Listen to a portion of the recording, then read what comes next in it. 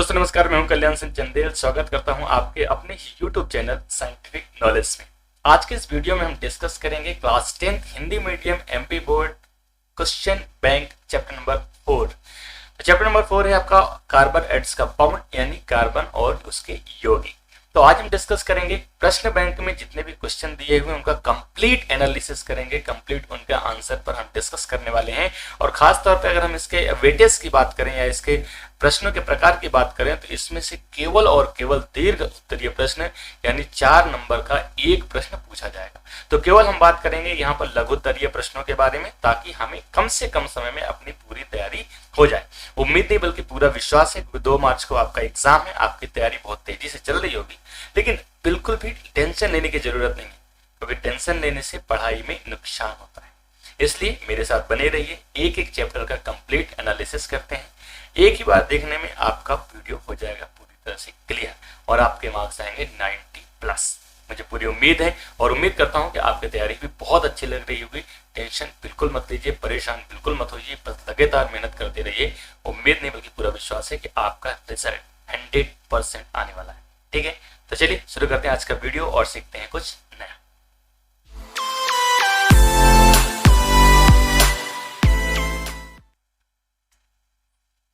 चलिए तो शुरू करते हैं। इस समय हम अपने चैप्टर नंबर 4 की बात कर रहे हैं, अध्याय 4 की।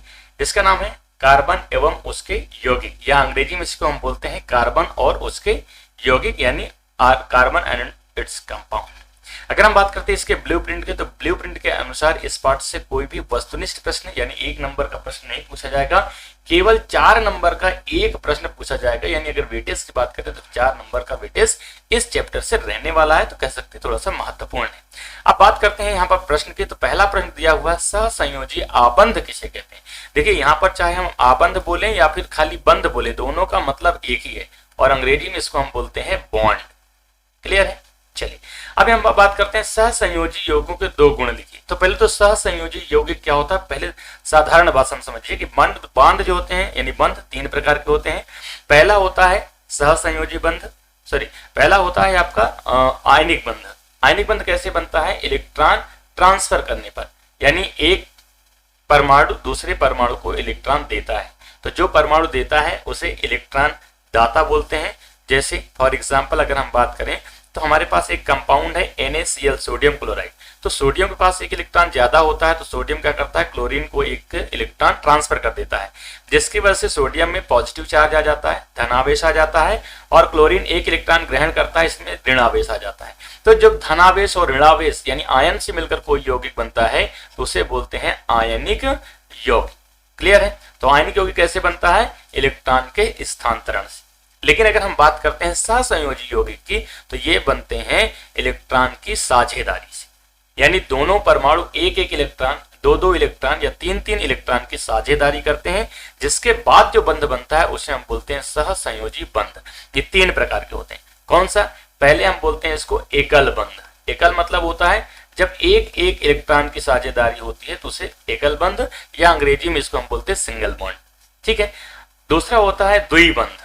द्विबंध मतलब होता है जब 2-2 इलेक्ट्रॉन की साझेदारी होती है तो इसे डबल बॉन्ड कहते हैं। जब 3-3 इलेक्ट्रॉन की साझेदारी होती है तो इसे हम बोलते हैं त्रिबंध, और इसको हम इस तरह से डिनोट करते हैं। क्लियर हो गया। अब कहता है कि सहसंयोजी यौगिकों के 2 गुण लिखिए। तो यहां पर ध्यान से देखिए, जब पॉजिटिव और नेगेटिव चार्ज होते हैं आयनिक बंध में, तो ये दोनों एक दूसरे को आकर्षित करते हैं, जिसकी वजह से इनका गलनांक और कथनांक उच्च होता है। लेकिन यहां पर अगर हम देखेंगे सहसंयोजी बंध में, तो यहां पर गलनांक और कथनांक निम्न होता है। पहला गुण तो ये हो गया। ठीक है। दूसरा अगर हम बात करें तो इनमें कोई भी फ्री इलेक्ट्रॉन नहीं होता है, जिसकी वजह से ये विद्युत के कुचालक होते हैं, जबकि यहाँ पर पॉजिटिव और नेगेटिव चार्ज यानी आयन उपलब्ध हैं, फ्री इलेक्ट्रॉन उपलब्ध हैं, जो कि एक दूसरे की जगह ट्रांसफर हो सकते हैं, इसलिए ये क्या होते हैं, विद्युत के सुचालक होते हैं। तो ये आपके 2 गुण हो गए। कैसे बनता है वो मैंने बता दिया। एग्जाम्पल्स की बात करें तो बहुत सारे एग्जाम्पल हैं। जैसे मैं सिंगल बॉन्ड की बात करूं यानी एकल बंध की बात करें तो हाइड्रोजन हाइड्रोजन एकल बंध बनाते हैं। H2O वाटर यानी जल ऑक्सीजन के साथ एकल बंध बनाते हैं। डबल बॉन्ड की बात करें तो CO2 carbon dioxide, carbon double bond oxygen के साथ बनाता है दोनों तरफ। या फिर ऑक्सीजन गैस की बात करते हैं तो ऑक्सीजन ऑक्सीजन में डबल बॉन्ड बनाता है। इसी तरह नाइट्रोजन और नाइट्रोजन ये भी आपस में क्या बनाते हैं, ट्रिपल बंध बनाते हैं, क्योंकि यहाँ पर 3-3 इलेक्ट्रॉन की साझेदारी होती है, यहाँ पर 2-2 इलेक्ट्रॉन की साझेदारी होती है और यहाँ पर 1-1 इलेक्ट्रॉन की साझेदारी होती है। तो ये होता है आपका सहसंयोजी बंध। क्लियर है? चलिए आगे बढ़े। चलिए अब हम बात करते हैं नेक्स्ट क्वेश्चन की। तो नेक्स्ट क्वेश्चन कहता है अपर रूपता किसे कहते हैं? कार्बन के 2 अपर रूपों के नाम एवं उनका उपयोग लिखिए। तो अपर रूपता का मतलब क्या होता है कि ऐसा तत्व जो अलग अलग स्वरूप में पाया जाता है, अलग अलग स्वरूप में पाया जाता है, जिनके भौतिक गुण भिन्न भिन्न होते हैं लेकिन रासायनिक गुण सेम होते हैं। क्यों? क्योंकि वो एक ही प्रकार के पदार्थ से मिलकर बना होता है। जैसे कार्बन के 2 अपर रूप हैं, हालांकि 3 है, 2 अपर रूप है। कौन सा है? पहला है आपका डायमंड, डायमंड यानी जिसे हम बोल सकते हैं हीरा। दूसरा है हमारे पास ग्रेफाइट। ठीक है, अब ये दोनों क्या है? कार्बन के अपर रूप है, यानी हीरा भी आपका कार्बन से मिलकर बना हुआ है, ग्रेफाइट भी कार्बन से मिलकर बना हुआ है, लेकिन इन दोनों का स्ट्रक्चर ऐसा होता है जिसकी वजह से इनके भौतिक गुण भिन्न भिन्न हो जाते हैं। लेकिन चूंकि दोनों कार्बन से मिलकर बना हुआ है, इसलिए रासायनिक गुणों में कोई भी ज्यादा परिवर्तन नहीं होता है। उन्हें क्या बोलते हैं? अपर रूपता। नाम मैंने आपको बता दिया, डायमंड और ग्रेफाइट। अगर हम उपयोग की बात करें तो डायमंड का उपयोग आपको पता है आभूषणों में प्रयोग किया जाता है, या फिर कह सकते हैं जो मार्बल्स वगैरह होते हैं, ग्लास वगैरह होता है, उसकी कटिंग में यूज किया जाता है। ग्रेफाइट की बात करें तो इसको हम बैटरी सेल में यूज करते हैं, पेंसिल में यूज करते हैं, या फिर इसको हम लिब्रिकेंट के रूप में भी यूज करते हैं, क्योंकि फिसलन में बहुत अच्छा रहता है, तो इसका भी हम उपयोग करते हैं। अब अगर डायमंड्स की बात करें तो डायमंड की एक बहुत अच्छी प्रॉपर्टी ये होती है कि डायमंड इस संसार में उपलब्ध सबसे कठोर पदार्थ है, पहली प्रॉपर्टी ये होगी। दूसरी, बहुत ज्यादा चमकदार होता है, जिसकी वजह से गहने वगैरह आभूषण इसमें बनाए जाते हैं। ग्रेफाइट आपका विद्युत का सुचालक होता है, जिसकी वजह से सेल वगैरह में इसको हम यूज कर सकते हैं। ठीक है, अब हम बात करते हैं अगले प्रश्न की। तो अगला प्रश्न कहता है श्रृंखलन किसे कहते हैं? श्रृंखलन मतलब होता है सीरीज। सीरीज क्या होता है? जैसे कोई भी हम ऑर्गेनिक कंपाउंड्स यानी कार्बनिक यौगिक लेते हैं, जैसे हमने यहाँ पर लिया CH3OH, C2H5OH, C3H7OH, C4H9OH। अब ये आपकी एक मतलब कार्बनिक यौगिकों क्या बन गई? सीरीज बन गई, श्रृंखलन बन गई। अब यहाँ पे सबसे खास बात ये है कि जितनी भी यौगिक हैं उन सभी में क्या है? उन सभी में फंक्शनल ग्रुप अल्कोहल सेम है, और अगर हम इसके सीरीज की बात करें तो यहाँ पर डिफरेंस कितना है? CH2 का। तो यदि ये दो चीजें आपको कहीं पर दिखाई देती है तो उसे हम बोलते हैं श्रृंखलन, सीरीज। ठीक है, श्रृंखलन का उदाहरण देते हुए स्पष्ट कीजिए। तो उदाहरण मैंने आपको बता दी है। ठीक है, तो इन्हें हम बोलते हैं श्रृंखलन। आगे बात करते हैं, अगले प्रश्न की बात कर लेते हैं। तो अगला प्रश्न कहता है कठोर जल को साबुन से उपचारित करने पर झाग के निर्माण की प्रक्रिया लिखिए। अब कठोर जल क्या होता है? तो सामान्यतः जल क्या होता है? H2O जल। लेकिन जब H2O में मैग्नीशियम या फिर सोडियम, कैल्शियम, इनके क्या होते हैं? साल्ट, लवण डिसॉल्व होते हैं, घुले रहते हैं। ठीक है, तो उसे हम बोलते हैं कठोर जल। अगर आपसे पूछा जाए भैया कठोर जल या मृदु जल में क्या डिफरेंस है, तो बेसिक डिफरेंस है कि जिसमें मैग्नीशियम और कैल्शियम के लवण घुले रहते हैं उसे हम कठोर जल कहते हैं। अब जब साबुन होता है, साबुन मैग्नीशियम और कैल्शियम इन दोनों के साथ अभिक्रिया करता है, और अभिक्रिया करने के बाद कुछ अनडिसॉल्व पार्ट यानी अविलेय पदार्थ बनाता है। ठीक है, जो अविलेय पदार्थ बनाता है उसे हम बोलते हैं स्कम। ठीक है, जिसकी वजह से जो झाग होता है वो नहीं बनता है और कपड़ों की सफाई नहीं होती है। तो आपने देखा होगा कहीं पर यदि खारा पानी होता है, जिसे हम कठोर जल कहते हैं, खारा पानी होता है, वहां पर साबुन कितना भी आप घिसते जाओ फेन नहीं निकलता है। उसका रीजन क्या है? कि उसमें मैग्नीशियम और कैल्शियम के लवण घुले रहते हैं। ठीक है, चलिए आगे बात करते हैं। जब साबुन को जल में डाला जाता है तो मिश्रण का निर्माण क्यों होता है? तो पहले तो हम बात समझ लेते हैं भैया ये साबुन क्या है। तो जनरली साबुन क्या होता है? साबुन एक कह सकते हैं कि केमिकल होता है। सिंपली कैसे होता है? जैसे मान लेते हैं उसका हम केमिकल फार्मूला लिख देते हैं C17H35COONA। ये साबुन का सूत्र है। ठीक है, अब इस साबुन का सूत्र कैसे बनता है? तो सामान्यतः अगर हम इसको साधारण भाषा में और समझें तो इसमें दो चीजें, एक कार्बन की लंबी श्रृंखला है जिसे हम बोल सकते हैं C17H35COO, ये माइनस, ये क्या होता है? ये एक पार्ट हो गया जिसे हम बोल सकते हैं कार्बन की लंबी श्रृंखला, और दूसरा होता है Na+ जो कि आपका सोडियम होता है। इसी तरह दूसरा जो हो सकता है वो पोटेशियम का साल्ट भी हो सकता है। ये होता है साबुन। अब साबुन में दो पार्ट हो गए, एक पॉजिटिव हो गया, एक निगेटिव हो गया। तो सामान्यतः जब हम कपड़ा धुलते हैं तो साफ कैसे होता है? तो कपड़े में गंदगी किस चीज की होती है? या तो डस्ट की होती है, ऑयल की होती है, ग्रीस की होती है, जो छूटती नहीं है। जैसे मान लेते हैं, अगर मान लेते हैं ऑयल है, तो साबुन का जो एक पार्ट है ये वाला कार्बन वाला, कार्बन मैं एक स्ट्रक्चर बना देता हूं, कुछ इस तरह से आपका साबुन का पार्ट बना होता है। इस तरह से ये वाला पार्ट होता है ये सोडियम वाला, और ये वाला पार्ट होता है ये। तो ये क्या होता है? ये जल में नहीं घुलता है। आपको पता है कि जो भी ऑर्गेनिक कंपाउंड्स होते हैं वो जल में अविलेय होते हैं, लेकिन जो ऑयल होता है या ऑर्गेनिक पदार्थ होते हैं, पेट्रोलियम होता है, वहां पर घुल जाता है। तो ये वाला जो पार्ट होता है ये ग्रीस के साथ कनेक्ट हो जाता है, और जो दूसरा पार्ट है वो किसके साथ? पानी के साथ कनेक्ट हो जाता है।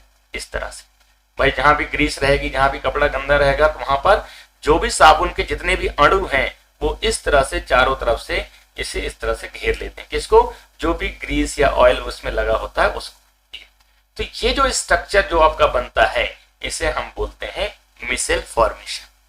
ठीक है, अब ये साफ कैसे करता है? तो बहुत सिंपल से, ये मिसेल बन गया। अब क्या होता है? आप मान लेते हैं ये पानी के साथ कनेक्ट है और ये इसके साथ कनेक्ट है।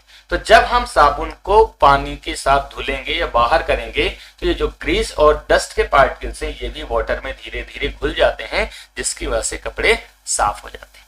ठीक है, तो ये हुआ आपका साबुन को जब जल में डालते हैं तो मिसेल निर्माण क्यों होता है? तो उसका रीजन ये है, क्योंकि इसमें क्या होता है, ये वाला जो होता है ये जलरागी होता है। जलरागी मतलब जल में घुल सकता है, जबकि ये वाला जल विरागी होता है। जल विरागी मतलब जल में नहीं घुलता है, जिसकी वजह से साफ सफाई हो जाती है। क्लियर है? चलिए आगे बात करते हैं। अगला प्रश्न बात करते हैं। प्रश्न क्रमांक 6 कहता है अपमार्जक किसे कहते हैं? तो देखो, अपमार्जक और साबुन दोनों में डिफरेंस। अपमार्जक क्या होता है? तो अपमार्जक क्या होता है? सामान्यतः एक ऐसा पदार्थ होता है जो कह सकते हैं कि जैसे अभी हमने बात करते थे खारे पानी की या कठोर जल की बात कर रहे थे, तो कठोर जल के किसे कहते हैं? तो मैंने अभी बताया कि उसमें मैग्नीशियम और कैल्शियम के लवण घुले रहते हैं। अब मैग्नीशियम और कैल्शियम के लवण जो होते हैं साबुन के साथ अभिक्रिया करते हैं, जिसकी वजह से अविलनशील या अघुलनशील जो है पदार्थ फॉर्म करते हैं, जिसकी वजह से फेन नहीं बनता है। लेकिन वहीं पर जब हम अपमार्जक की बात करते हैं, डिटर्जेंट की बात करते हैं, तो वो इनके साथ रिएक्ट नहीं करता है, जिसकी वजह से सफाई हम आसानी से कर सकते हैं। ठीक है, और यही रीजन है कि अपमार्जक का प्रयोग शैम्पू एवं कपड़े धोने के उत्पाद में किया जाता है, क्योंकि वो कठोर जल और मृदु जल उससे कोई मतलब नहीं है, मैग्नीशियम और कैल्शियम के साल्ट से उससे कोई मतलब नहीं है, जिसकी वजह से वो सफाई अच्छा करता है, इसलिए हम उसका उपयोग करते हैं। क्लियर है? चलिए अगले प्रश्न की बात करते हैं। लास्ट प्रश्न है संतृप्त एवं असंतृप्त कार्बन में अंतर क्या है?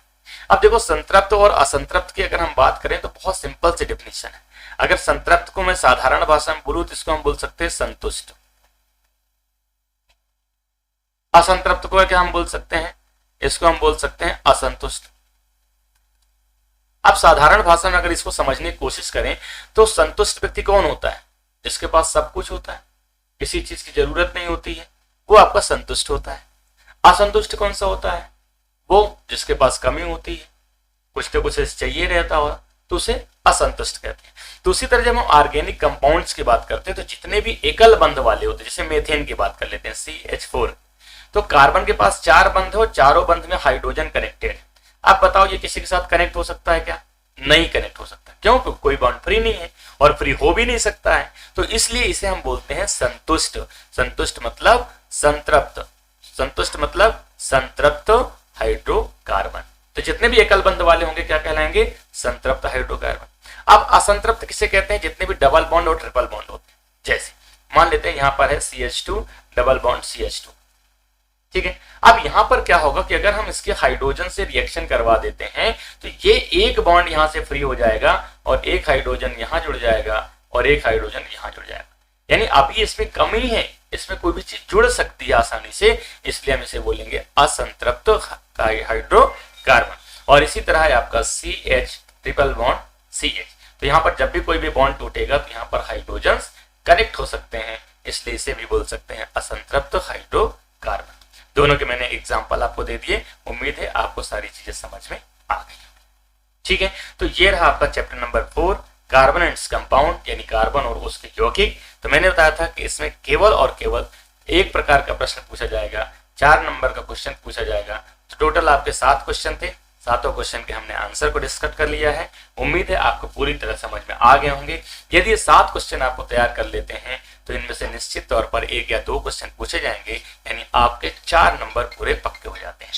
ठीक है, तो चलिए, ठीक है, बहुत अच्छी बात है, आपको सारी चीज समझ में आ गई। तो thanks for watching the video, bye bye, take care, मिलते हैं नेक्स्ट वीडियो में, तब तक के लिए जय